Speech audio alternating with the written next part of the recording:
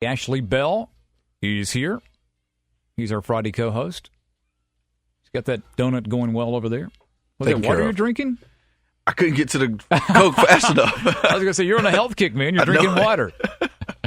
Hey, we got Dr. Rad standing by. He is a candidate for the U.S. Senate. And Dr. Rad, nice to have you with us here on the program. Good morning. Thank you so much for having me. Dr. Rad, this is Ashley Bell. Always, it's good to finally meet you. We've been talking about you on this show for a little bit, trying to get your name right. And before we mess it up, we're going to let you say it the correct way. It's Dr. Branko Radlavatsky. There you go. We were close. We were very close. And you're Well, going good. by Dr. Rad for short, right? Absolutely. And is that what's going to be on the ballot, or are you going to spell it all out? I mean, I don't know. We're going to hope to get it on the ballot. We'll see if we're going to be. Is there able a to letter do that. limit? I would love to be able to do that. I think folks would be able to recognize my name more easily, and that's how I'm campaigning as Dr. Rad. Gotcha. Well, our listeners' first time hearing from you. Probably a lot of folks are just getting to know you. What do you want people to know about Dr. Rad and why you're running for U.S. Senate? Well, I want folks to know that I'm a Georgia candidate. We've got a Georgia team. We're building a grassroots campaign, and I'm really doing this because I feel called to it. Increasingly over the past few years, what I've done in my professional life is to advocate for those who are vulnerable and who are ill. I've done that mainly in the mental health area around mental health reforms to the state psychiatric hospital system over the past few years, and also advocating in the community, engaging faith communities to take up the cause of those with mental illness and get more involved in addressing those issues within their congregations and in the community. Mental illness, a big topic. Big topic. After the shootings earlier in the year, but wow, it just kind of mum's the word now. You haven't heard very much about it. Is this something that can not that the tragedy would catapult this, but can you use that to bring attention, and can you bring it back in this campaign? Because people really were engaged in that conversation a few months back. Well, I really think that it is an important issue on many fronts, and of course the larger issue is healthcare. And I think that as a physician, I'm for accessible care to everyone. I think that every American has a right to be healthy, and that's both a privilege and a responsibility. Well, Dr. Wright, just as you are a Democrat, and for folks to know, and you definitely have a very unique experience being a physician. So explain to us a little bit your take on what is the Affordable Health Care Act, better known as Obamacare. How do you feel about it as a physician, and where will that find its place in your campaign as the debate goes forward? Yeah, well, I think it's a very important issue to me. It's an issue that's really close to my heart because of my work as a physician. And as I said, I believe that every American really has a right to accessible health care. I believe they also have a right to quality health care as well. And so we want that privilege to be accessible to every individual, to have good doctors and hospitals available to them. And we want to make sure that everyone can participate in this new system and make it work. Well, let me just ask you right out. I'm going to ask the point-blank question. Are you a proponent or opponent of Obamacare? Well, as it stands now. Yeah, let me say this, that I don't think that there's any system that's going to be perfect. And I think often the enemy of the good is the perfect. So I think if folks are thinking we're going to get the ideal system, that's just not going to happen. So I do believe that the healthcare legislation, the healthcare reform that's proposed, is a step in the direction of addressing the very important need of access to care. So I definitely think that there are things that we need to do to improve it. I don't think that the rollout, for instance, was very well explained, and I think it's led to people feeling anxious and being confused about it. But I also think that it's something that we need to address through education and information.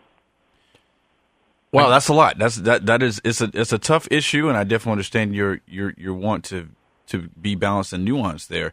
Dr. Rad, let's look at Obamacare as it is now. We've had to push it off a little bit because it's so complex that even the administration can't get it together to figure out how they want to institute it. And as far as Georgia is concerned, is your campaign going to be about telling Georgians that they're better off in this new system created by Obamacare, or should there be another solution? Well, I think it's the law now, and I think what we need to do is give it a shot. I think we need to give it a shot to see what's going to work in it and what's not going to work in it, and we're going to try to get rid of the things that obviously don't work. And if there's a better system that really presents itself, well, let's pursue that. But I think at this point, let's see if this has got any legs to it. Well, now with that out there, you definitely that's definitely a stance. So, and that's going to be one to campaign on. So with that stance, I think you're deserving of a letter from the Republican Party. Did you get a letter from the Republican Party? Michelle Nunn got one. It was published in the AJC. How do you feel about being the candidate that's first out of the block? We talked about you on this show weeks ago. You're the first announced candidate on the Democratic side, but all the attention seems to be about another candidate. Have you received a letter from the Republican Party welcoming you to the race as Michelle Nunn did? No, I haven't got that, and I really would like to get one. So we'll if work you know on that. anyone I think over there who's responsible for that, send me a letter. Yeah, so why, Ashley, have you not sent Dr. Rad a letter? I don't think we knew where he stood on anything. Now we do say it. I think you earned it. Well, I think I want to get you a chance because we do, we try to be fair and balanced on this show, and we want to make sure that that people understand that this is going to be a highly contested race, and I think you have as good a shot as any of winning the Democratic nomination. Tell me, what separates you. You have three other people, I think, in the race. You have Michelle Nunn, and the name escapes me for my friend in Decatur, who's running. But what separates Miles, you? Steve Miles. That's what I'm thinking about. Thank you so much. Thank you. What separates you? Yeah, let me address that. I think the thing that really distinguishes my candidacy from the others, and maybe even on the other side of the aisle as well, is the fact that I came here to the United States as an immigrant at the age of 7 with my family. Now, where did y'all come from originally? I was born in Belgrade, former Yugoslavia, now Serbia, and so we came here. My father is a physician; he's a medical researcher, and so we came and we moved into a 2-bedroom apartment in the suburbs of Chicago, and we really did not have very much, and so. It was through education, it was through hard work, it was through God-given talent that I've built a practice and built a reputation treating some of the most severe illnesses, mental illnesses, and so I believe that someone with that I represent something that most people can value and identify with, and that is hard work, earning what you have, not being given things. Not riding on anyone's coattails, but really aspiring to do your best, and then at the end to really give back to the community, and that's what I've been doing with my mental health advocacy over the past 5 years. This has really become a second job for me. It's a non-paying job. At the same time, I feel it's a moral obligation. It's been a spiritual call to give back, and it's been it's been done out of a sense of public service and duty. So I think folks can really rally around that. And again, as I said, really, I believe that my candidacy is sort of putting Georgians first, and I'll be a strong advocate and a voice for Georgians. I believe our citizens throughout the United States, and especially in Georgia, deserve an opportunity to have. Dr. Red, we need you to stay on to the other side for us really quick. We got to go to commercial break. Got a couple callers who may want to have you a couple questions. Is that all right? Sure. Dr. Rad, who is a candidate for the U.S. Senate race, is on the line with us. And I think we have another line standing by as well. And we're going to get to that here as soon as I get the screen up here. And I can tell you that George from Gainesville has a quick question for you, Dr. Rad. George, welcome to the program. You're on with Dr. Rad.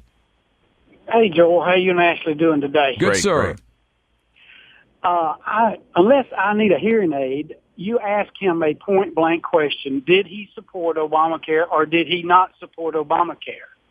I think we got a Jay Carney answer all the way around the globe, and he never answered the question. Could you ask him again a yes or no question? Does he support Obamacare? I will say, George, he did say, I say we give it a shot. I mean, that's what I have written as his answer right here. He said, we'll give it a shot. And I think you went through the answer of looking for perfect and stuff. So I think I understand what you're saying, but I think he did answer it. But Dr. Rad, the question's out there before you again, so you're hearing that from George at this point as people are beginning to size you up already here this morning. Yeah.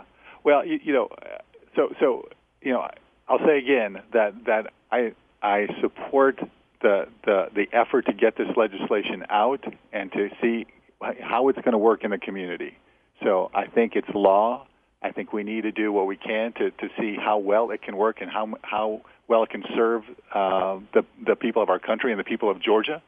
And if there are problems with it, which there will be, let's address those and make this something that really can work for as many people as possible. Well, let's talk about this and Carl, you can stay on and ask a follow-up question. But do you think, Dr. Rad, that we can afford it and put that into the deficit conversation? Well, I think it's that's a good question, and I think that's a question that we really are going to have to examine over the next couple of years as this rolls out. I mean, it's certainly going to be costly. It's certainly going to. Well, I guess that's the question. Raised, and the question is ultimately, are people going to be better served getting preventive care rather than? Hello. Yeah, we're here. We're here with you. Okay, I'm sorry. Rather than really waiting or escalating, sort of medical crises, and so the cost will be even greater when they get that kind of intensive level treatment, which is happening today. Emergency rooms, folks are going there and getting sort of primary care help, and I think we need to make sure to change that. We need to make sure folks are getting care in the office and not in the emergency rooms. Well, that caller still there? Did that answer your question, George? No, he really didn't. But that's the way politicians are today, and I wish him well. After his non-answer, I will not vote for him. But we need to get politicians out there to answer to us, not Obama, not Jay Carney, not. It's a whole list of them, I bet. Yeah, there's a whole list. George, we appreciate you calling in, my friend. And absolutely, my friend. And we thank you for it. And Dr. Red, welcome to the campaign. You're here with it now. But I think actually it's a really, really good question. And that is, how do you tie that into deficits? And deficit spending, and we all know what that is now. So any plans, any thoughts on deficits, balancing budgets, just the fiscal policies that we have in our country right now, because it's not working so well? Yeah. And I agree, and I'm concerned about that too. Certainly, the debt is a big concern. The deficit is a big concern. We're going to have to look at spending, and we're also going to have to look at the revenue side of it. I mean, I think, my main concern is that there's what's being lost in the conversation up in Washington is this sense of the common good.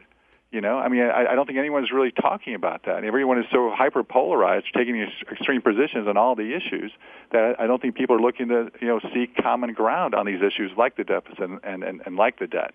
So I think I'm going to be advocating for that approach, kind of looking to come together, looking to establish some common ground so that both sides feel like they're coming out ahead.